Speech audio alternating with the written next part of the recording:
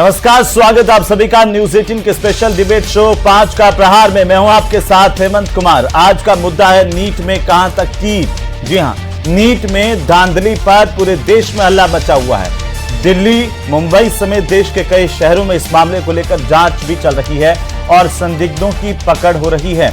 धरपकड़ लगातार जारी है। इस मामले में अब राजस्थान के तार भी जुड़ गए हैं। झालावाड़ मेडिकल कॉलेज के 10 छात्रों को दिल्ली मुंबई क्राइम ब्रांच की टीमों ने पकड़ा। हालांकि 8 छात्रों को जमानत मिल गई है। 2 छात्र अभी भी क्राइम ब्रांच की हिरासत में हैं। आरोप है कि लाखों रुपए लेकर ये छात्र डमी अभ्यर्थी बने थे। इधर संसद में भी नीट मामले को लेकर जमकर हंगामा हुआ है। नेता प्रतिपक्ष राहुल गांधी ने नीट का मुद्दा उठाया, तो वहीं विपक्ष के हंगामे पर बीजेपी सांसद सुधांशु त्रिवेदी ने निशाना साधा। इसी पर आज करेंगे चर्चा कि आखिरकार नीट धांधली का नेटवर्क कहां तक फैला हुआ है। आखिर नीट कब क्लीन होगी और ऐसे लोगों के खिलाफ कब कार्रवाई होगी, कड़ी से कड़ी, जो युवाओं के भविष्य के साथ खिलवाड़ कर रहे हैं। देश भर के जो युवा नीट में शामिल हुए, उनके भविष्य को लेकर के और उनके आने वाले समय को लेकर न्याय कब होगा।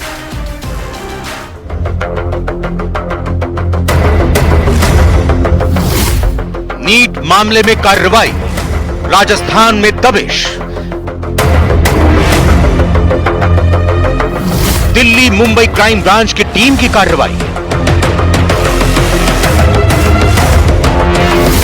नीट धांधली के तार झालावाड़ मेडिकल कॉलेज से जुड़े मिले। झालावाड़ मेडिकल कॉलेज में आई और 8 बच्चों के बारे में जानकारी उन्होंने चाहिए, जो संबंधित जानकारी कार्यालय द्वारा 15 लाख के बदले बने थे dummy candidate.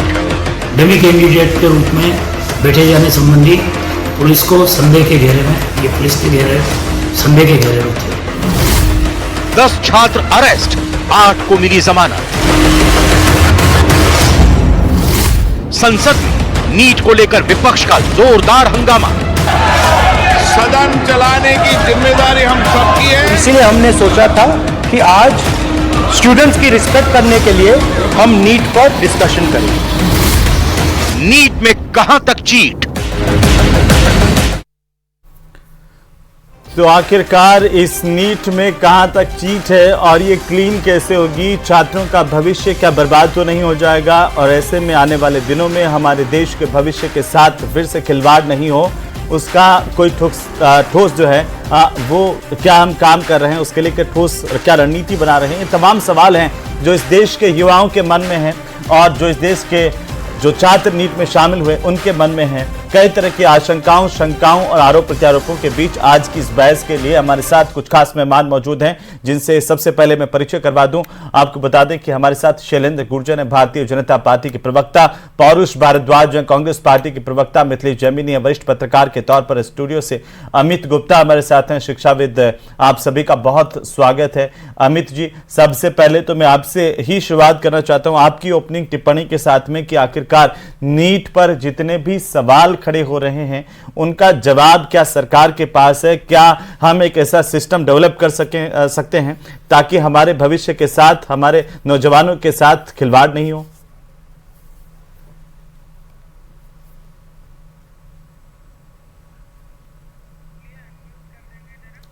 Amit ji unmute. देखिए, इसमें 2 मुद्दे हैं। एक तो है चीटिंग का मुद्दा, जो व्यापक पैमाने पे अलग अलग राज्यों में करने का प्रयास हुआ है, इंपर्सोनेशन या चीटिंग जिसे हम बोलते हैं। और दूसरा मुद्दा है पेपर लीक का। क्या पेपर ही लीक हो गया है? तो देखिए, चीटिंग के मुद्दे पर तो इन्वेस्टिगेशन जारी है। हम लोग इसको जितना भी सरकार प्रयास कर रही है हम उसका स्वागत करते हैं, और भी ज्यादा किया जाना चाहिए। परंतु बड़ा सवाल अभी भी जो कायम है वो ये है कि क्या प्रश्न पत्र भी लीक हो चुका है, और यदि प्रश्न पत्र भी लीक हो चुका है तो फिर इसका क्या समाधान है।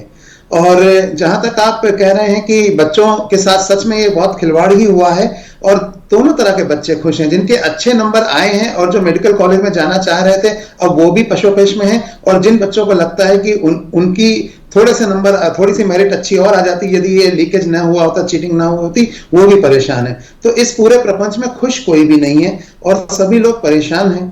और जहां तक भविष्य के लिए इसका सुझाव है, तो मैं तो क्योंकि 20-22 सालों से हम लोग प्री मेडिकल से जुड़े हुए हैं, तो इसका बहुत ही सरल समाधान एक ये भी हो सकता है कि जिस तरह से जेई की परीक्षा 2 फेज में कराई जाती है और ऑनलाइन कराई जाती है, क्यों ना नीट को भी उसी तरह से ऑर्गेनाइज कराया जाए। इतना बड़ा ये परीक्षा है, उसको एक ही फेज में कराना, एक ही समय पर एक ही प्रश्न पत्र के साथ कराना, ये लॉजिस्टिकली भी ये बहुत चैलेंजिंग और अभी तक कभी भी हो नहीं पाया। हर बार हमें सेकंड फेज करना ही पड़ा है। आता हूं सर, समाधान को लेकर वापस से मैं आपके पास आता हूं। मिथिलेश जैमिनी साहब, एक टिप्पणी सबकी हो जाए। जैमिनी साहब, ये नीट कैसे क्लीन होगी, और अब तो इसके तार राजस्थान से भी जुड़ते हुए नजर आ रहे हैं। देखिए, निश्चित रूप से जो नीट को क्लीन करने के लिए जो ममता बनर्जी ने सुझाव दिया है उस पर अमल लाने की दरकार है। कि ममता बनर्जी ने जो प्रधानमंत्री को चिट्ठी लिखी है उसमें बहुत सही कहा है कि आप पुराने ट्रैक पर आ जाइए, स्टेट को ही दे दीजिए, स्टेट में जितनी सीटें और अदर स्टेट की जो सीट्स हैं उसको रिजर्व कर लीजिए। जो पहले पैटर्न हुआ करता था, ऑल इंडिया पीएमटी और स्टेट पीएमटी होती थी, प्री मेडिकल टेस्ट, वो एक फॉर्मूला है। लेकिन जो जिस तरीके से झालावाड़ में डमी कैंडिडेट का मिलना और भावी डॉक्टरों का इस तरीके से ट्रैक से उतरना, और जिस तरीके से संसद में राहुल गांधी बोल रहे हैं, शायद राहुल गांधी वो भूल गए कि पिछले 5 साल में राजस्थान में सबसे बड़ा धंधा अगर कोई था तो पेपर लीक का था, और सरकार थी कांग्रेस की। जिस तरीके से एसआई की परीक्षा में 15 लाख में, पटवारी के 9 लाख में, और आज जो खुलासा किया है पुलिस ने कि 2022 का 3rd ग्रेड का पेपर भी आउट हो गया था। राहुल गांधी जी भूल गए कि आपके लाडले मुख्यमंत्री अशोक गहलोत ने, जिसने आपको पप्पू की उपाधि दी, उसकी धर्म पत्नी को आरपीएससी के पद से नवाजा। उन्होंने कहा अशोक गहलोत जी ने कि मकराना जीतने के चक्कर में मैंने कर्नल केसरी सिंह को बना दिया आरपीएससी सदस्य, और कर्नल केसरी सिंह उनसे मिलने नहीं आए। दूसरी तरफ वर्तमान मुख्यमंत्री भजनलाल जी ने डीजी साहब को तो बदल दिया, लेकिन एक वादा था जब सचिन पायलट जो कांग्रेस के ही थे और उन्होंने आरपीएससी से पदयात्रा शुरू की थी, तब कहा था कि आरपीएससी का पुनर्गठन हो। राजस्थान में नई सरकार बन गई, लेकिन आरपीएससी का ढांचा वही का वही है। तो कुल मिलाकर चाहे नीट हो चाहे रीट हो, रीट की चीट भी अभी तक सुभाष गर्ग अब मुख्यमंत्री भजनलाल जी के पीछे पीछे खड़े दिखाई देते हैं, क्योंकि जयंत सिंह से उनका हो गया। तो ये क्या है, ये चाहे रीट हो चाहे नीट हो, युवाओं के सपनों के साथ, चाहे कांग्रेस हो चाहे बीजेपी हो, ये खेलेगी तो इनके सपनों के साथ खिलवाड़ हो जाएगा। और दूसरा पैटर्न ये है कि कोचिंग सेंटरों पर बड़ा माफिया गिरोह पैदा हो गया। रोज बच्चे सुसाइड कर रहे हैं, उनका भी कोई कमांड नहीं है, मनचाही फीस वसूल रहे हैं, काउंसलिंग की फीस वसूल रहे हैं। जो देश का सबसे बड़ा माफिया अगर कोई धंधा हो गया है तो वो नीट की तैयारी करने वाले और जेई की तैयारी करने वाले कोचिंग सेंटर हो गए। राजस्थान का सबसे बड़ा income tax payer, individual income tax payer कोई है तो नीट की तैयारी कराने वाले कोचिंग सेंटर का मालिक है। इंडस्ट्री हो गई। थोड़ा विस्तार से चर्चा करेंगे, एक एक टिप्पणी हो जाए सबकी, पहले एक एक टिप्पणी हो जाए। परुष भारद्वाज जवाब भी दे दीजिए और अपनी टिप्पणी भी, ओपनिंग रिमार्क्स भी। नीट हेमंत जी, देखिए मैं इस बात को कहना चाहूंगा कि भारतीय जनता पार्टी के मध्य प्रदेश की सरकार में व्यापम से शुरू हुआ प्रयोग आज पूरे देश में नीट के तौर पे जो है वो परिणति के रूप में सामने आ रहा है। मैं आपसे इस बात को कहना चाहूंगा कि 41 दिन पहले एक विजेंद्र गुप्ता नाम के शख्स ने अपना वीडियो जारी करके बता दिया था सरकार को और सबको चेता दिया था कि भैया नीट का पेपर लीक होने वाला है, और उसने उसमें जिस व्यक्ति का नाम लिया उस व्यक्ति के ऊपर 3 से लेकर 4 राज्यों में पेपर लीक के कई मामले दर्ज हैं। परंतु उसके वीडियो के लीक होने के बावजूद भारत सरकार द्वारा इस पेपर की लीक नहीं रोक पाना, और उसके अलावा आप देखिए कि जो है इसमें जब मामला खुला सामने और बिहार पुलिस ने इस मामले में पहल की, स्टेट एजेंसीज ने पहल की, परंतु केंद्रीय मंत्री लगातार पेपर लीक की बात को नकारते रहे। सीबीआई की जांच आज हो गई। सीबीआई की जांच क्या भारत सरकार ने कराई? नहीं कराई। सुप्रीम कोर्ट के निर्देश पर इसकी जांच शुरू हुई। और देखिए सबसे बड़ी बात यह कि आप कोई दूसरा पेपर लीक होना एक दुर्भाग्यपूर्ण है, परंतु आप कैसे डॉक्टर बनाने के लिए जा रहे हैं? कल आपका, मेरा या आपके बच्चों का या मेरे बच्चों का, यहां तक कि हमारे देश के राजनीति के, चाहे वो हमारी पार्टी के हो चाहे वो सरकार में बैठे हुए लोग हो, उन तक का इलाज ये लोग भविष्य में करने वाले थे। क्या आप कुछ चंद पैसों के लालच के अंदर क्या आप अपनी हमारे देश की जिंदगियों से खिलवाड़ करने के लिए जा रहे हैं? और राजस्थान का मामला देखिए आप, झालावाड़ वाला, मतलब उसमें जो डमी कैंडिडेट बन के गए वो कौन बन के गए? जो ऑलरेडी जो डॉक्टर की पढ़ाई कर रहे हैं, जो रेजिडेंट डॉक्टर है वो उसमें गए। यानी आप देश के भविष्य के साथ साथ देश के वर्तमान को भी बर्बाद कर रहे हैं। और सबसे बड़ी बात देखिए, सरकार अगर इस मामले में फेयर है तो सरकार को तो आगे बढ़ के कार्रवाई करनी चाहिए। आपने जब नेट का पेपर जब कैंसिल कर दिया तो नीट का पेपर आप कैंसिल क्यों नहीं कर रहे? और आपने राहुल गांधी जी का आज का बयान सुना होगा। राहुल गांधी जी ने कहा कि भैया पूरे देश का मामला है, हम सरकार से मांग करते हैं कि बहुत ही सौहार्दपूर्ण तरीके से, बहुत ही शांति के साथ, बहुत ही प्रेम के साथ बैठ करके इस मामले में हमें एक सकारात्मक चर्चा करनी चाहिए। तो मैं आपसे कहना चाहूंगा कि सरकार तैयार क्यों नहीं होती? सरकार यदि इस मामले में साफ सुथरी है तो निश्चित तौर पे सरकार को पहल करके ना सिर्फ पेपर जो है जो इसको कैंसिल करना चाहिए, बल्कि संसद में जेपीसी की मांग करनी चाहिए और न्यायिक जनता का विश्वास जीत सके। देखिए सीबीआई जांच तो सुप्रीम कोर्ट के निर्देश पर सीबीआई जांच हो रही है, लेकिन हम उस पर चर्चा करेंगे, हम उस पर चर्चा करेंगे कि ये रुके कैसे। सर शैलेंद्र गुर्जर जी, पौरुष जी, ठीक है पौरुष जी, अपना पौरुषत्व थोड़ा सा बचा के रखिए सर, अभी हम और चर्चा करेंगे। रुकिए सर रुकिए, होना चाहिए, न्यायिक जांच ठीक होनी है चाहिए और सर जी। शैलेंद्र गुर्जर साहब, शैलेंद्र गुर्जर जी आवाज आ रही है आपको मेरी? और वो भारतीय जनता पार्टी के नेताओं के सेंटर अरे पौरुष भारद्वाज जी, शैलेंद्र गुर्जर जी को आवाज नहीं आ रही है, उनको कनेक्ट कीजिए। सरकार को संसद में एक चर्चा करके पौरुष भारद्वाज जी, पौरुष जी तसल्ली खाइए सर, अभी आता हूं। अभी जैवनी साहब उदाहरण दे रहे थे ना, हम सबकी यही बीमारी है, जब हमारी जिम्मेदारी होती है तब हम उससे भागते हैं, और जब दूसरे की गलती निकलती है तो सिर्फ आरोप प्रत्यारोप पर जारी है सर। हम लोग करें तो आप लोग करें, तो आप लोग सत्ता में थे, सबसे ज्यादा राजस्थान में पेपर लीक हुए, पौरुष भारद्वाज कहां थे? कहां थे बताइए ना। अभी जैमिनी साहब कह रहे थे इतने ज्यादा पेपर लीक हुए, इतनी ज्यादा चीटिंग, और हर परीक्षा जो है उस सवालों के घेरे में रही। कहां थे? कौन सी आरपीएससी के चेयरमैन पर कार्रवाई हो गई?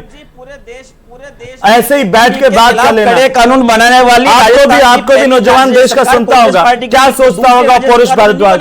रुकिए ना, एक बार आता हूं। और देखिए शैलेंद्र जी के ऊपर आरोप सर रुक जाइए, पौरुष जी को आवाज दीजिए। शैलेंद्र जी आप मुझे सुन रहे हैं ना, ओपनिंग रिमार्क दीजिए आप इस पर। नीट को क्लीन करने की बात तो हो रही है, लेकिन जो लाखों छात्र हैं जो इस परीक्षा में बैठे थे, उनका भविष्य अधरजूल में, वो आपसे जवाब चाहते हैं। सर क्या होगा? आप कैंसिल करेंगे, नहीं करेंगे, क्या है?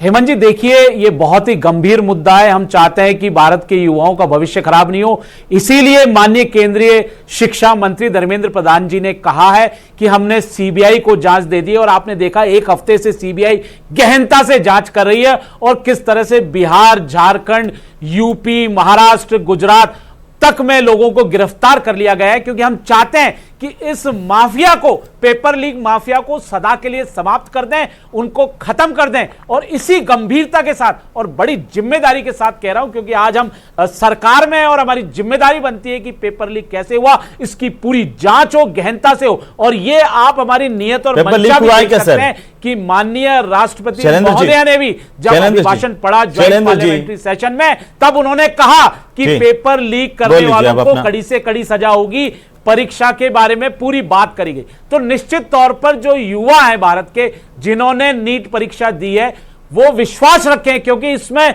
लाखों लोग ऐसे हैं, मैंने कईयों के वीडियो देखे, उन्होंने कहा साहब हमने एक एक डेढ़ साल तक तैयारी की, अगर रीनीट होती है तो हम अब 1 महीने में तैयारी नहीं कर पाएंगे। हमारे को जो कॉलेजेस अलॉट हो रहे हैं, हम चाहते हैं कि उन कॉलेजों में हम जाएं और रीएवैल्यूएशन हो। एक बात निकल कर आई है, जो नीट देने वाले अभ्यर्थी हैं उन्होंने कहा साहब रीनीट की जगह रीएवैल्यूएशन होना चाहिए, ताकि जो चंद लोगों ने गड़बड़ियां कर दी हैं, पेपर लीक कर दिया है, जो धांधली करी है, जो डमी कैंडिडेट्स बैठे हैं, उन पे सख्त से सख्त कार्रवाई हो। अच्छा शैलेंद्र जी, अगर आप मेरी बात को सुन पा रहे हैं तो मैंने आप सभी मेहमानों को बिना रोक टोक के बोलने दिया, लेकिन मेरा एक सवाल है, यह है कि आप बार बार जिक्र कर रहे हैं नीट पेपर लीक, क्या पेपर लीक हुआ है?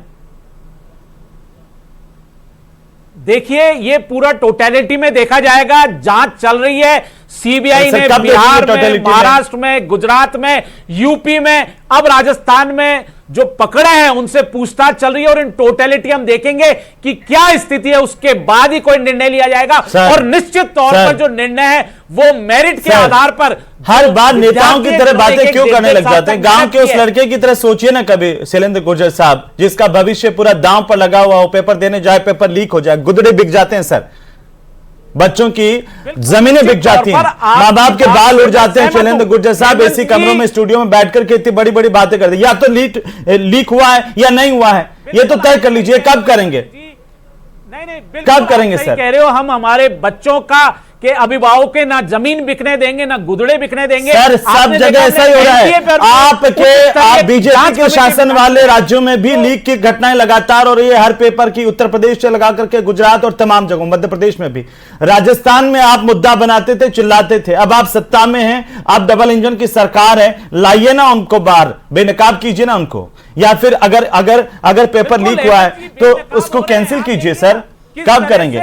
बिल्कुल 2 पेपर एक साथ एक दिन के 2 दिन के फासले पर होते हैं। इंडिया अलायंस के ही सहयोगी के पीए से नीट आपने कैंसिल कर दिया, नीट आप किसका इंतजार कर रहे हैं?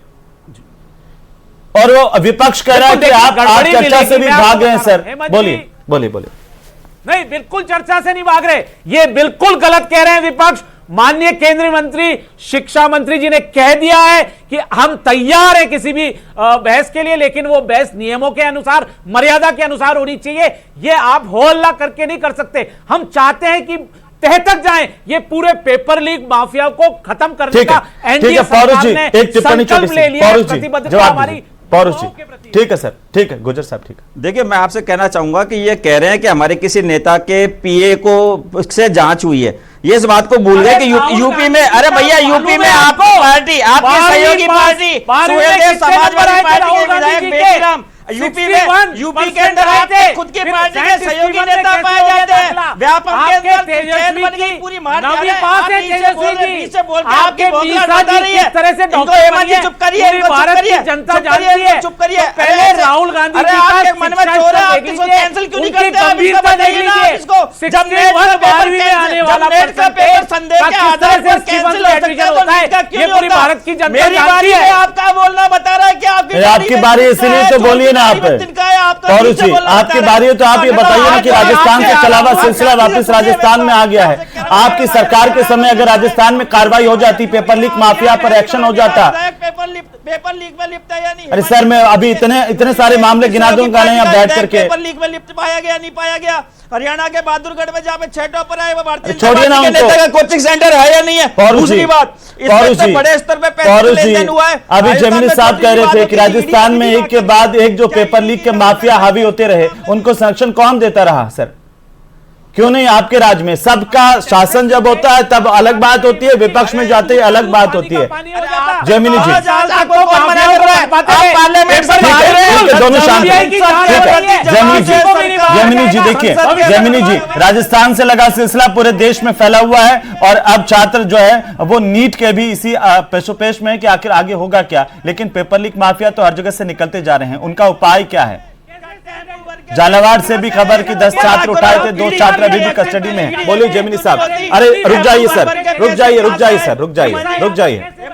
सर, शांति रखिए, थोड़ा सुन लीजिए शैलेंद्र गुर्जर साहब और परोजी दोनों सुन लीजिए, दोनों की आवाज नहीं जाएगी। जमीनी साहब बोलिए, इतना समय नहीं होता है सर। जो देखिए राजस्थान काफी सालों से, पिछले 5 सालों में पेपर आउट करने की सबसे बड़ी इंडस्ट्री के रूप में कन्वर्ट हुआ, और इसकी शुरुआत हुई रीट से, जिसमें गोविंद सिंह डोटासरा जो आज प्रदेशाध्यक्ष है, उस समय शिक्षा मंत्री थे, और उन्होंने कहा था रीट महोत्सव मना है, कोई रीट पेपर लीक की बात करेगा तो उसको जेल में डाल देंगे। लेकिन फिर एक नारा गूंजा कि भोला थारी पूजा करूं, अगर उन्होंने नहीं किया तो अब वाले कर देना। जमीनी साहब आप तो देख रहे हैं, उन्होंने नहीं किया तो अब वाले कर देना। वो तो यही बात को लेकर के मुद्दा बना करके सरकार में आए थे, सत्ता में आए थे। बीजेपी के लिए, भजन लाल जी के लिए सबसे बड़ी चुनौती है सुरेश ढाका। वो सुरेश ढाका आज तक पकड़ में नहीं आया है, जिसे प्रधानमंत्री खुद कह के गए थे कि अगर जमीन के नीचे भी दबा हुआ है तो सुरेश ढाका को लेके आएंगे। लाशों के ढेर लग गए थे, व्यापक नहीं होती। पूछिए यूपी की पुलिस भर्ती परीक्षा में जांच क्यों नहीं होती? इनके राज्यों के अंदर जब स्कूलों में पेपर लीक हो जाते हैं, उस पर बात क्यों नहीं होती? घूम फिर के राजस्थान में आ जाती है, और जिस रीट की आप बात करते हैं, सुभाष गर्ग को गिरफ्तार कीजिए, जेल में डालिए, कांग्रेस पार्टी मांग करती है, उसको आप गोदी में लेकर के क्यों बैठे? पूछिए आप इनसे, इनके पास जवाब नहीं है। ये अपनी गलतियां सिर्फ कांग्रेस में डालना चाहते हैं, इनके प्रवक्ता से लेकर प्रधानमंत्री तक सिर्फ कांग्रेसियों पे अपनी बात डाल करके अपनी खुद का बचाव करना चाहते हैं, अपनी जिम्मेदारी नहीं निभाना चाहते ये लोग। आपने कितने भाई वो पता है सबको। अरे भाई आपकी स्थिति पता है ना? पेपर लीक पर कितने गंभीर है हमारे कांग्रेस के। सुन तो लीजिए शैलेंद्र जी, सुन तो लीजिए। देख रहे पूरा देख रहे हैं आपको, सुनने को सुन लीजिए ना। हम सकारात्मक काम कर रहे हैं, ठीक है। सीबीआई अपना काम कर रही ठीक है। है। राजस्थान में अगर पेपर लीक की सीबीआई अच्छा, एक सवाल का जवाब दीजिए शैलेंद्र गुर्जर साहब, हम उस एजेंसी से ये मानकों की कल्पना कर सकते हैं। सुनिए ना शैलेंद्र गुर्जर जी, मेरे सवाल का जवाब दीजिए। जैमिनी साहब एक बहुत महत्वपूर्ण सवाल उठा रहे हैं कि देखिए अगर पिछली सरकार में कुछ गड़बड़ हुआ तो आपके सामने चुनौती है और आपकी सरकार के सामने ये सब देख रहे हैं इस उम्मीद के साथ कि आप कार्रवाई करेंगे, तमाम जो इस तरह के माफिया है उनको जेल में डालेंगे। आपकी सरकार से ये भी लोग आशा कर रहे हैं कि अगर कोचिंग माफिया पैदा हुआ उस पर भी एक्शन लेंगे, लेकिन हुआ क्या सर? मैं नीट को लेकर बात करना चाहता हूं। मेरा सवाल सीधा सीधा सुन लीजिए सर, मेरा सवाल सीधा है। एनटीए को लेकर इतने सारे सवाल खड़े हो रहे हैं कि 6 साल पहले जो एजेंसी बनी, जो देश की सबसे बड़ी परीक्षा करवाती है, उसके बाद उसके पास में अपना खुद का ऑफिस नहीं है सर, अपने कर्मचारी नहीं है, उससे आप ये अपेक्षा करेंगे कि वो निष्पक्षता के साथ इतना बड़ा एग्जाम कंडक्ट कर देगी एक के बाद एक? बोलिए गुर्जर साहब। ये सबसे बड़ा दुर्भाग्य है कि एनटीए के जिनको चेयरमैन बनाए गए प्रमोद जोशी जी, वो एमपी से लाए गए और उनका ऑफिस आज तक नहीं बनना जी। और सबसे इंपॉर्टेंट चीज है कि क्यों आपने पेपर भरने की, जो पर्चा भरने की आवेदन की तारीख घोली गई और उसमें केवल 1567 लोगों को कहा गया, 24,000 लोगों ने अप्लाई किया। तो एनटीए में पूरा घोटाला है, इसमें कोई शक शुबा नहीं है। ठीक है। और आपने इंपॉर्टेंट 3 एग्जाम क्यों कैंसिल किए, चाहे नीट का हो, चाहे नीट पीजी का हो, चाहे एनटीए का हो, जो नेट का एग्जाम है वो आप नेट तक का एग्जाम नहीं कर पा रहे। तो आप ऐसी एजेंसी को बना के क्यों सरकार का कर रहे थे? मैं सवाल का जवाब लूंगा। एक मिनट गुर्जर साहब, एक मिनट शांति रखिए। एक मिनट गुर्जर साहब, मैं हाथ जोड़ के निवेदन कर रहा हूं, 1 मिनट शांति रखिए। इसी में पूरा समय चला जाता है। अमित गुप्ता साहब, जो सवाल जैमिनी साहब ने उठाया एनटीए को लेकर के, और ये कहा जा रहा है कि एनटीए जो संस्था सबसे बड़ा एग्जाम कंडक्ट कर रही है पूरे देश का, उसके पास अपना ऑफिस नहीं है, अपने कर्मचारी नहीं है, सिर्फ 14 अधिकारी हैं, बाकी सब भाड़े पर लिए हुए हैं, या तो वो दूसरे विभागों से आयातित किए हुए हैं या फिर सारे के सारे जो है वो ठेके पर हैं। बोलिए। इसमें 2 पहलू हैं। एक तो जो एनटीए वाली आप बात कह रहे हैं बिल्कुल सत्य है कि 400-450 लोगों का टोटल एक इनका स्टाफ है, जो मैंने सुना है मीडिया रिपोर्ट्स में, और उसके बल पे ये लाखों लोगों के भविष्य का इतना इंपॉर्टेंट पाइवट वाली जगह पे बैठे हैं जहां से कुछ भी हो सकता है। तो ये तो बिल्कुल बात सरकार को संज्ञान में लेनी ही चाहिए और एनटीए को इतना स्ट्रेंथन करना चाहिए, क्योंकि एक राष्ट्रीय आपदा है। पेपर लीक को अपना आप आसानी से नहीं ले सकते, जैसे एक नेशनल इमरजेंसी सिचुएशन है, और इसमें कोई राजनीतिक मुद्दा नहीं है, ये एक सामाजिक मुद्दा है। ये जो भ्रष्टाचार है इसमें सभी राजनीतिक पार्टियां इन्वॉल्व हो सकती हैं, और अलग अलग सरकारों में ये होता रहा है। और दूसरा, जो बच्चे सफर कर रहे हैं वो बीजेपी के भी वोटर हैं, उनमें से कुछ कांग्रेस के भी वोटर हैं। ठीक है, तो ठीक है, ये एक इश्यू है इसमें।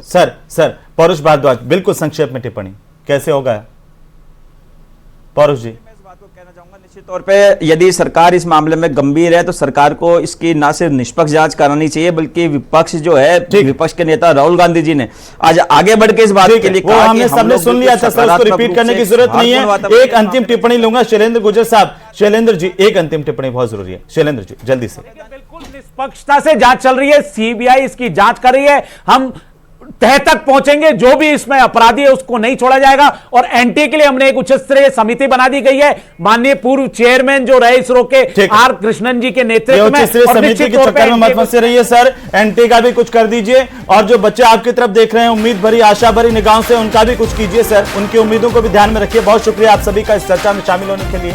उम्मीद है कि एनटीए पर भी सरकार कुछ करेगी और इस परीक्षा प्रणाली को लेकर के भी फिर से सोचने की जरूरत है, और साथ ही साथ जो लोग माफिया हावी होते जा रहे हैं, जिन्होंने युवाओं के भविष्य को कुचलने का काम किया, उन्हें कड़ी से कड़ी सजा मिलेगी।